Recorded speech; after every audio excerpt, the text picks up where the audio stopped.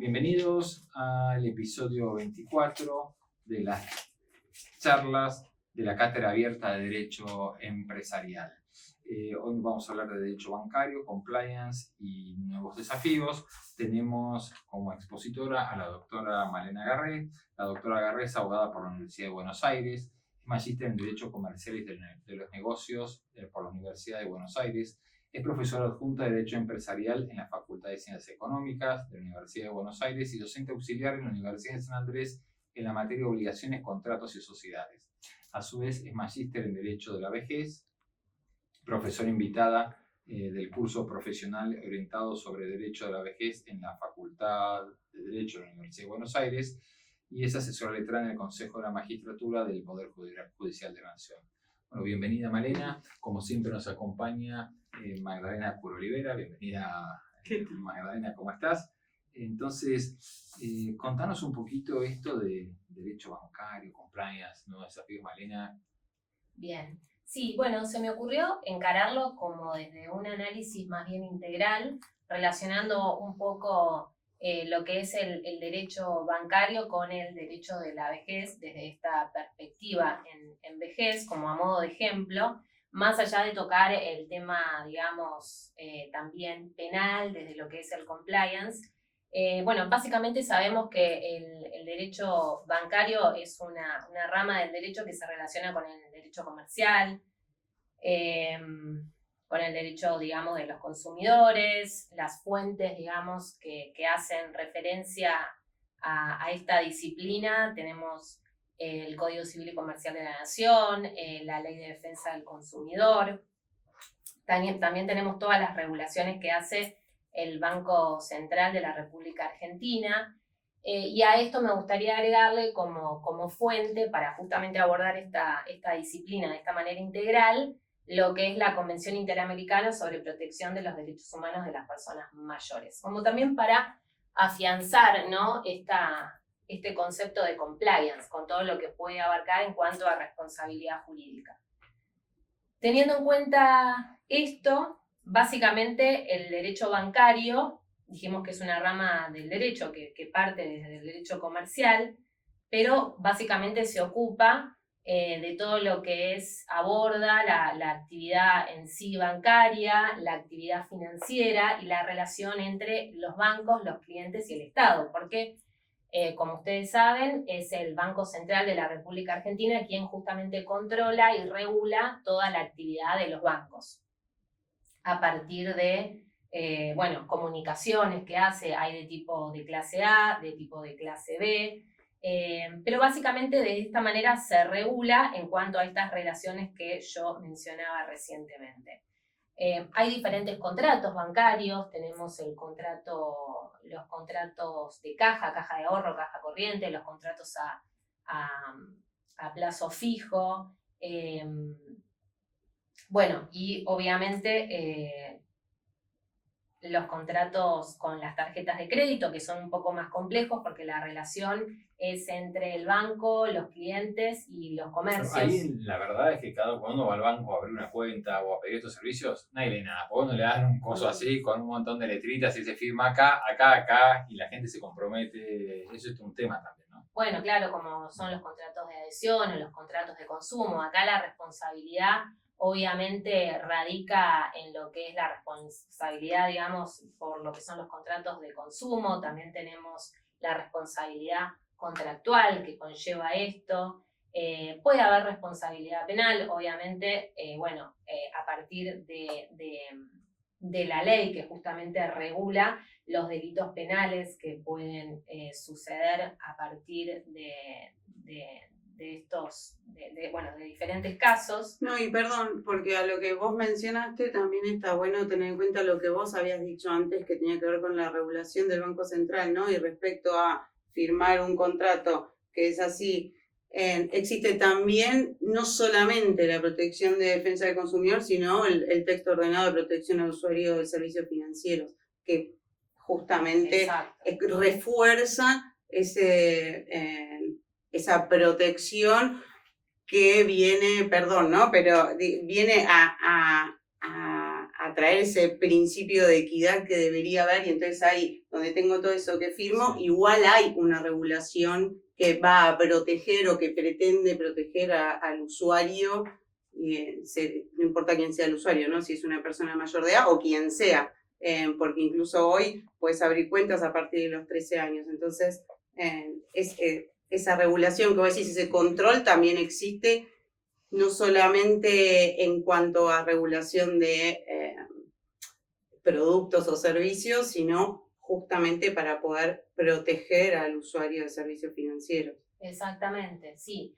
Bueno, ahí me haces el canal con lo que es el compliance, ¿no? Y todo lo que eso significa, digamos, ¿no? Toda esta estructura o normativa interna que tiene que ver con garantizar la parte legal y digamos, estructural que hace a este tipo de empresas, ¿no? Porque también hay que entender que cuando hablamos de derecho bancario, hablamos de, digamos, empresas, básicamente, desde el punto de vista del derecho privado, que obviamente están controladas por el Estado en cuanto a este tipo de regulaciones y demás. Y además con el tema de compliance, cada vez es más difícil, sobre todo en las entidades financieras, por el tema de la tecnología. Porque de hecho hoy uno puede abrir una cuenta sin afirmar nada, uno me saca una foto de la cara y demás, y esto hay un montón de estafas que han funcionado así, y te digo en la parte penal, el problema es cuando uno le pide al banco, le dice, mostrame cuáles son tus medidas internas de seguridad. Muy pocos bancos quieren hacerlas saber, o porque las cumplen más o menos, o porque tampoco les gusta revelarlas para que nadie las tenga, ¿no? Con lo cual es un tema, y ahí también, y ahí lo conecto con el tema de la vejez, de lo difícil que es para la gente mayor poder hacer las cosas con un celular, que a lo mejor a la gente joven le parece fácil, sencillo, o estamos acostumbrados, pero, qué sé yo, mi suegra de 85 años, que ella no sabe ni qué botón apretar ni por dónde empezar, y muchos bancos no te dan la posibilidad de otra opción.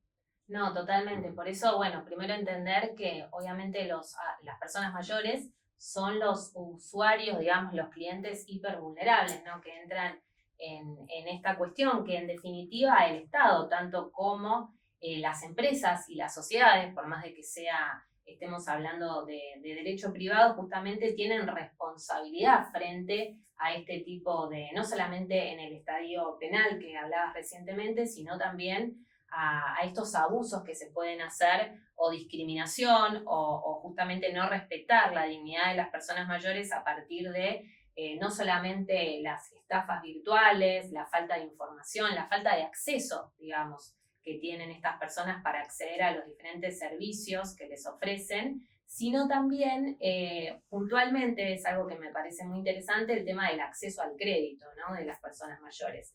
Que tenemos ahí una dicotomía entre lo que se podría decir sería la utilidad y la justicia, porque por otro lado, obviamente, las empresas tienen más bien fines de lucro, es entendible, pero eso en cuanto a la utilidad y el compliance que tiene que prever, digamos, este factor, pero también debería, a partir de lo que significa el compliance en el sentido amplio de la palabra, evaluar la parte hacia la justicia, o sea, respeto a los derechos fundamentales que parten de nuestra propia Constitución Nacional, porque como ustedes saben, la Convención Interamericana sobre Protección de las Personas Mayores hoy tiene jerarquía constitucional. Entonces, tanto lo público como lo privado debería estar obligado al respeto, sobre todo a este principio de la dignidad de la persona mayor en cuanto y a la no discriminación. Comercialmente es muy difícil darle un crédito a 20 años a una persona que tiene 80. Total. Entonces, claro, sería una emoción, ¿no? Total. Entonces, Bueno, por eso es muy difícil. Entonces, ¿cómo compartir?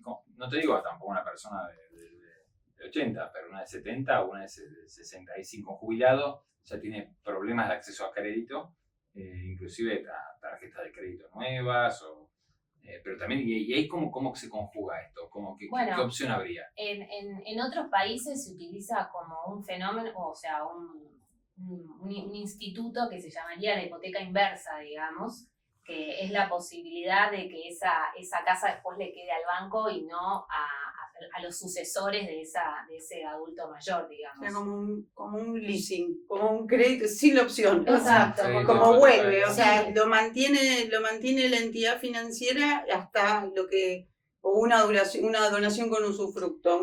Sí, exacto, como eso es algo que se utiliza mucho, bueno, después aparecen las fintech, que básicamente hoy en día le dan la posibilidad a ingresar al sistema bancario a personas que justamente están excluidas, no solamente siendo adultos mayores o personas que no están bancarizadas o que no cumplen con los requisitos como para acceder al crédito, y me gustaría como hacer hincapié en esta cuestión, digamos, de que en definitiva los bancos tienen una función económica porque hacen circular el capital de alguna manera y tienen que ver con, digamos, las economías regionales y, bueno, propias de cada país, pero también tienen una función social. Por ejemplo, el acceso al crédito que tenemos gran parte de la sociedad, con lo que significa el acceso a la vivienda, ¿no? Y a la inclusión financiera, digamos, ¿no? Entonces, bueno, eso por un lado, digamos, es todo un tema, yo sé, porque esta cuestión de utilidad versus justicia, en esta cuestión, digamos, dicho quizás más desde el análisis filosófico, pero bueno, digamos, interesante como para abordar o repensar, ¿no? Teniendo en cuenta que, bueno, hago una aclaración en cuanto a esta famosa perspectiva del hecho de la vejez, que vamos hacia sociedades más longevas, por la baja de la tasa de natalidad, y bueno, que esto cada día va a ser un problema aún mayor para incluso nosotros mismos, ¿no? Digamos, en el día de mañana. No, sí, es muy interesante sobre todo el tema de eso que hablabas respecto de la justicia, y porque las personas mayores siguen siendo personas, aunque parezca mentira, ¿no? Pero siguen siendo personas, y efectivamente tienen un montón de derechos y a su vez, lo que decías, la función social del banco, es que en el fondo tiene que tener una función social. Quizá podríamos discutir si un banco privado o un banco público o qué forma de hacerlo.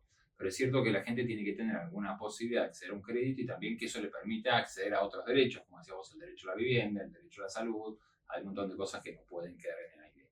Y que quizá a un banquero sea difícil a veces de explicarle, ¿no?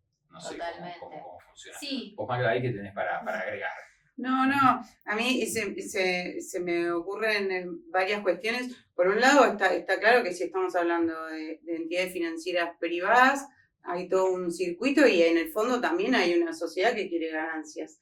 Y hay una obligación respecto de mis socios que pusieron dinero ahí para obtener ganancias. Claro, y aparte hay un circuito también que eso implica el mismo banco requiere, por un lado, que haya quien deposite en su dinero para luego yo poder disponer de ese dinero para poder prestarlo a otros.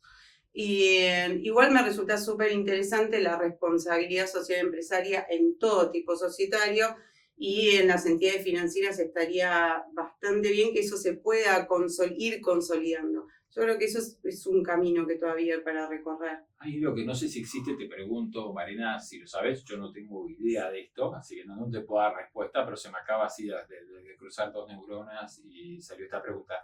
Si existe algún banco que sea una sociedad B.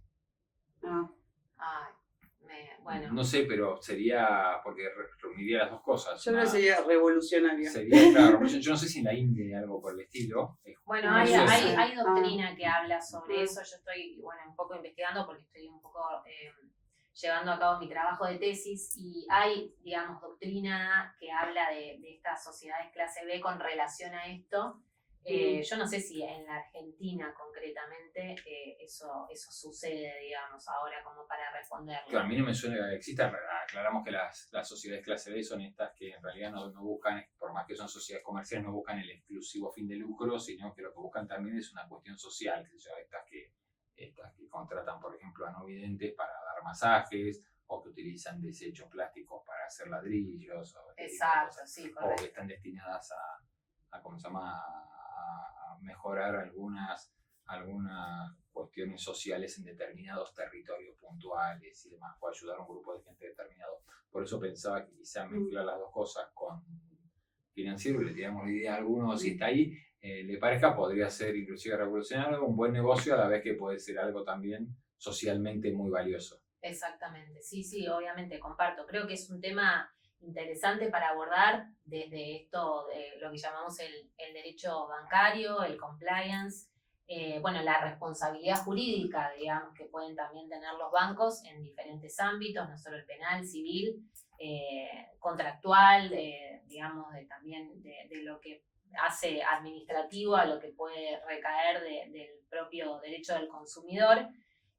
Bueno, y después, digamos, un poco el análisis, bueno, hicimos normativo de las fuentes, el análisis fáctico también que tiene que ver con los hechos, de cómo está la situación de los bancos. Los bancos funcionan a partir de bancos privados, bancos públicos, el mercado, digamos, financiero, pero también hay, digamos, una baja del acceso crediticio propio de la inflación, que también es el mal que tenemos argentino, digamos, de hace muchos años. Entonces eso, por lo propio, hace que obviamente el acceso al crédito ya en términos generales sea, digamos, menor al que deberíamos, entre otras cuestiones, y después el análisis más bien valorativo, que tiene que ver con, bueno, un montón de jurisprudencia que hoy tenemos, gracias a Dios, que va, digamos, ayornándose o incluyendo